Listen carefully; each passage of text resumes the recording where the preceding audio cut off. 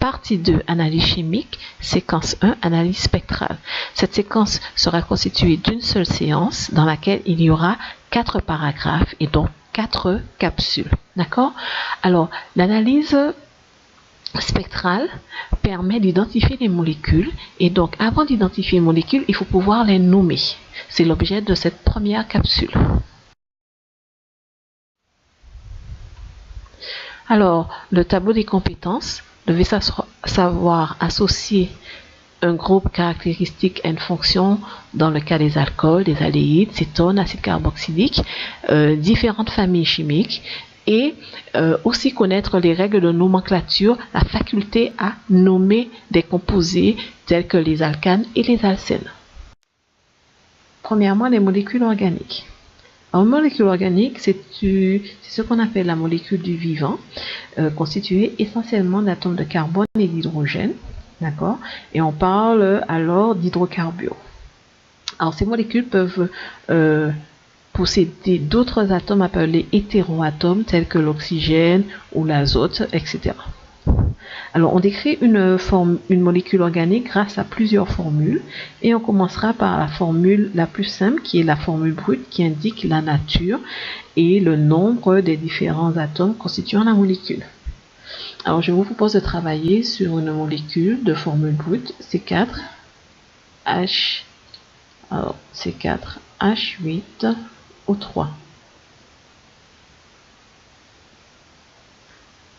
Alors, cette molécule, on peut la représenter grâce à la formule développée pour laquelle toutes les liaisons covalentes de la molécule apparaissent. D'accord? Alors, souvenez-vous que pour respecter la règle de l'octet, l'atome de carbone établit 4 liaisons covalentes. D'accord? Alors, cette molécule, on peut la représenter de façon différente, donc peut avoir plusieurs formules développées et donc les formules correspondantes, on va les appeler les molécules isomères. Donc ici,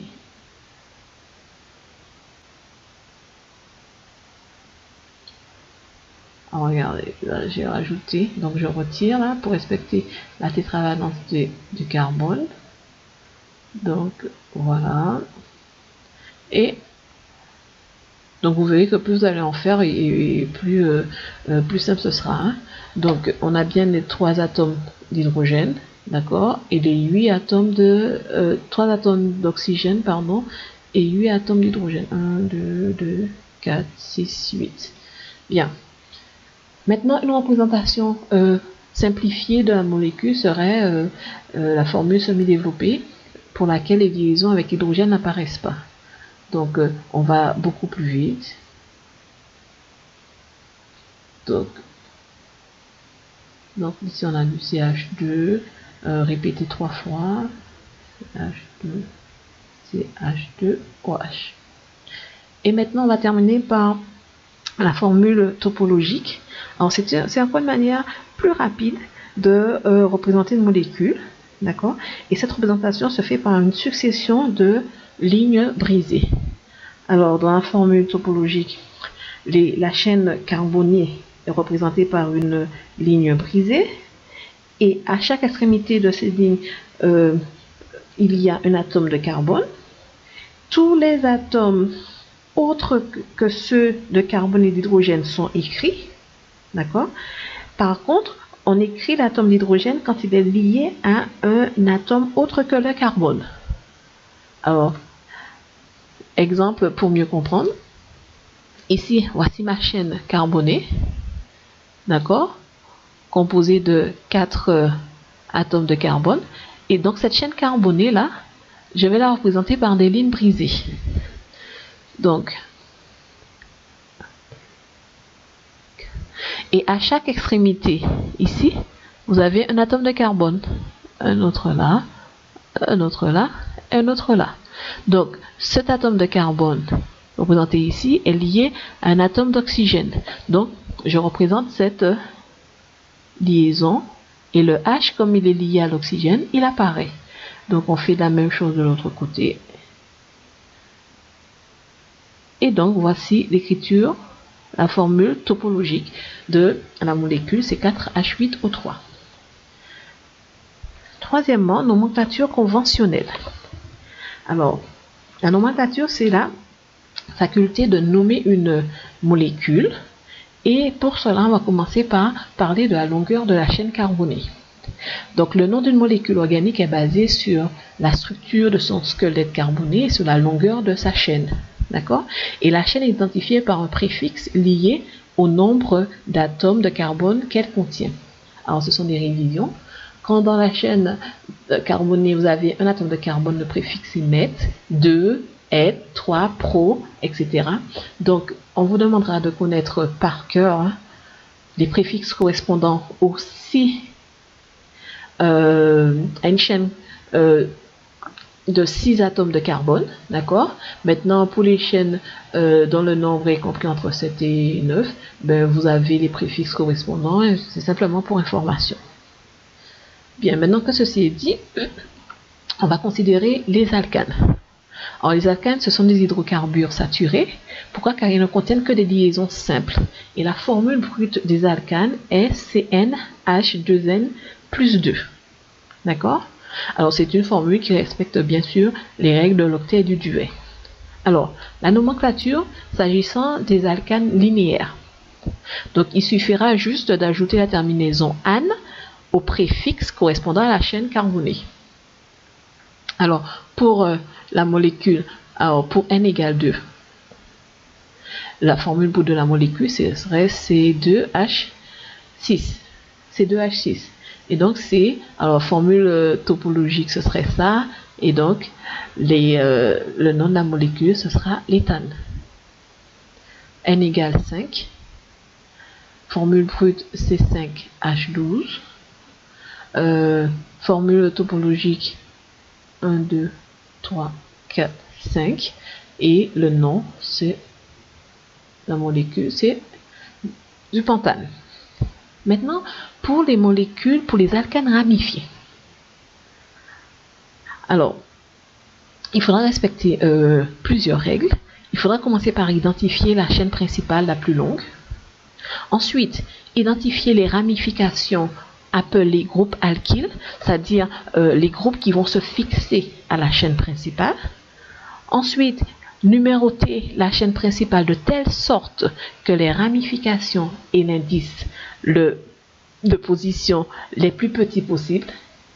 Et enfin, vous devez inscrire les ramifications dans l'ordre alphabétique. Si vous en avez plusieurs, d'accord, de même nature, vous allez utiliser des préfixes di, tri, tétra, précédés de leur position, de leur indice de position. Maintenant, si vous avez des groupes alkyles différents, il faudra les mettre les placer par ordre alphabétique, quel que soit l'indice de position d'ailleurs. Donc, le nom d'une molécule d'un alcane ramifié va suivre cette codification. D'abord, l'indice de position de la ramification, un tiret s'il vous plaît. Le tiret est important. Vous mettrez le nom de la ramification, c'est-à-dire le préfixe, plus la terminaison YL, groupe alkyle, mais sans le E. D'accord? Et à coller au nom de la ramification, il faudra mettre le préfixe de la chaîne plus la terminaison ane. Alors, quelques exemples. Alors, chaîne principale de 6 atomes de carbone. En position 2, vous avez la ramification, un groupe méthyle. Donc, on aura du 2-méthyle hexane. Deuxième exemple. Alors, commence par la gauche. 1, 2, 3, 4, 5, 6. Donc, ici, c'est le groupe éthyle. Et ici, le groupe méthyle. Donc, par ordre alphabétique, groupe éthyle, position 3. Groupe méthyle, position 2. 6 carbone, hexane. D'accord? Bien, petite remarque. En commençant à numéroter à droite, d'accord, le groupe éthyle aurait l'indice de position 1, 2, 3, 4 et le groupe méthyle 5. Donc, on aurait une molécule dont le nom serait 4-éthyl 5-méthylhexane. D'accord? En numérotant ici en partant de la droite. Et donc, ce nom ne conviendrait pas. Pourquoi? Parce que les indices de position sont plus importants que le nom précédent.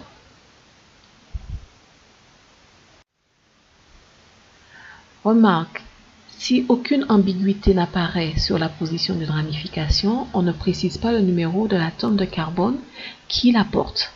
D'accord? On le verra dans les exemples. C'est les alcènes. Alors, ce sont des hydrocarbures insaturés car ils contiennent une liaison double et la formule générale brute est CnH2n. Alors, pour nommer une molécule d'alcène, il faut définir la chaîne principale, c'est celle qui contient le plus d'atomes de carbone, mais surtout qui contient la double liaison, et cette double liaison doit avoir l'indice de position le plus petit possible. Maintenant, pour les ramifications, on applique les mêmes règles que pour les alcanes, sauf que la terminaison de la famille des alcènes est N.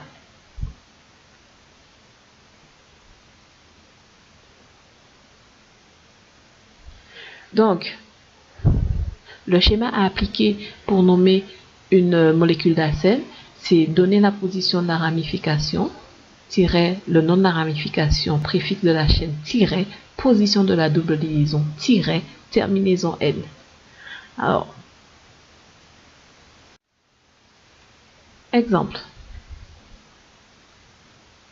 Ici, je vais commencer à numéroter à gauche.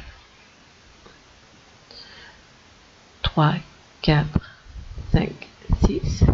Donc, c'est de l'ex 1, position de la double liaison et terminaison N. Et comme il n'y a pas d'ambiguïté sur la position de la double liaison, on peut dire qu'on est en présence d'hexène.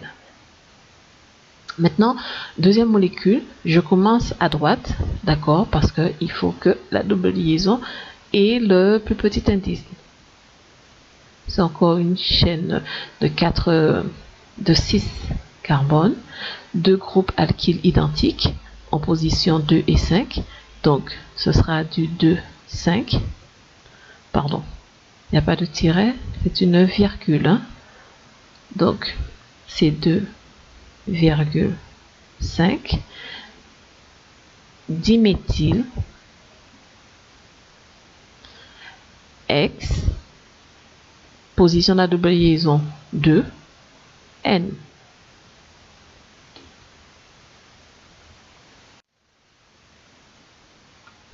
Quatrièmement, groupe caractéristique et fonction. Alors, une molécule organique comporte deux parties, un squelette carboné et des groupes caractéristiques. Les molécules qui possèdent le même groupe caractéristique ont des propriétés chimiques communes et on dit qu'elles appartiennent à la même famille. Alors, voici un tableau. Alors, fonction alcool, ce sont les molécules qui ont le groupe caractéristique hydroxyle, terminaison ol. Fonction aldéhyde et cétone, ce sont des molécules ayant le groupe caractéristique carbonyle, al, terminaison al pour aldéhyde, terminaison on pour cétone. D'accord? Et donc, vous avez ceci pour les familles acide carboxylique, carboxyle, groupe carboxyle, terminaison oïque, fonction ester, groupe caractéristique ester, OAT de il, amine, amide. D'accord? Et on verra en détail dans les exemples comment fonctionne tout ceci. Alors, le carbone qui porte le groupe caractéristique est appelé carbone fonctionnel. Donc, la chaîne principale, c'est la chaîne carbonée la plus longue, mais qui comporte le groupe fonctionnel qui doit avoir l'indice de position le plus petit possible. Alors, vous devez vérifier ça pour les alcools, les cétones et les amines. Mais dans le cas des aldéhydes, des acides carboxyliques et amides, le carbone fonctionnel porte toujours l'indice 1. Pourquoi? Parce que ces groupes ne peuvent être qu'en bout de chaîne. D'accord? Donc, il n'y a pas d'ambiguïté possible. Et enfin, dans le cas des amines et des amides, les H peuvent être substitués par des chaînes carbonées R, encore appelées les groupes alkyles. Donc, on en a fini. Maintenant, on va considérer des exemples.